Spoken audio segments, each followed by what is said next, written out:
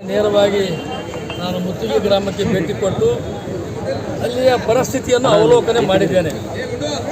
ಅಲ್ಲಿ ನಮ್ಮ ಜನರು ಕೋಲಿ ಸಮಾಜದವರು ಭಯಭೀತರಾಗಿದ್ದಾರೆ. ಈಗ ಮೂರ್ತಿ ಭಗ್ನಗೊಳಿಸಿದ್ದಾರೆ.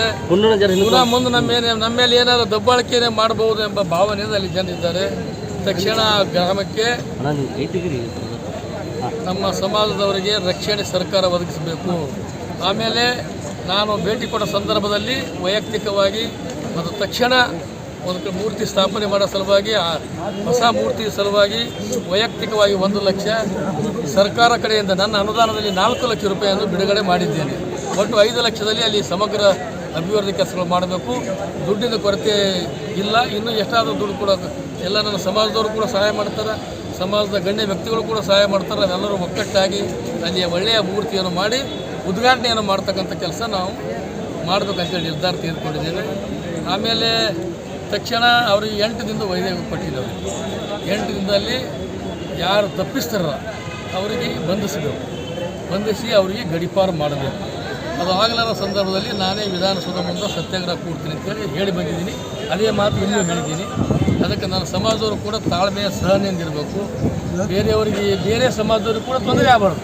ನಮ್ಗೆ ಸಿಗ್ತಕ್ಕಂಥ ನ್ಯಾಯ ಸಿಗಬೇಕು ಮತ್ತು ಬೇರೆ ಸಮುದಾಯದವರು ಕೂಡ ಒಳ್ಳೆಯ ಸಹಭಾಗಿಯಿಂದ ನಾವು ಇರಬೇಕು. ಅದರಿಂದ ಇವತ್ತು ನಮ್ಮದೆಲ್ಲ ಯುವಕರು ರಮೇಶ್ ಜಮಾದಾರ್,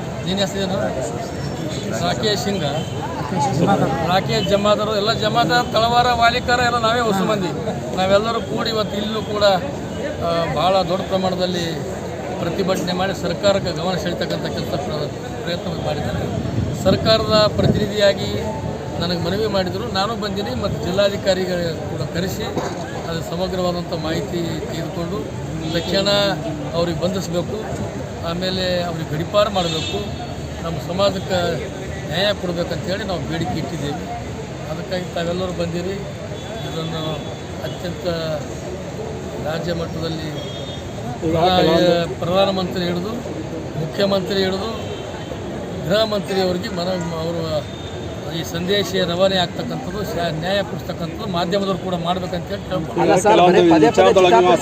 ಯಾಕೆ ಈ ಥರ ಆಗುತ್ತೆ? ನಿಮ್ಮ ಸಮಾಜದ ಯುವಕನ ಆತ್ಮಹತ್ಯೆ ಆಯಿತು, ಈಗ ನಿಶಾಣ ಅಂಬಿಗರ್ ಚೌಡಯ್ಯನವರ ಮೂರ್ತಿ ಭಗ್ನ ಆಯಿತು. ಹೋಗೋದು ಬಂದದ ಅವ್ರಿಗೆ ಯಾಕಂತ ಈ ಥರ ಅದೇ ಹೋಗೋದು ಬಂದದ ಬರ್ತದೆ.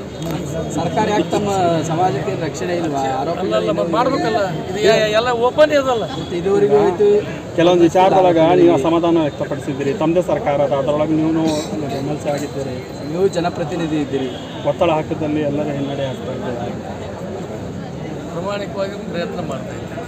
ನಂದು ವಿಚಾರಗಳು ನೀವೆಲ್ಲ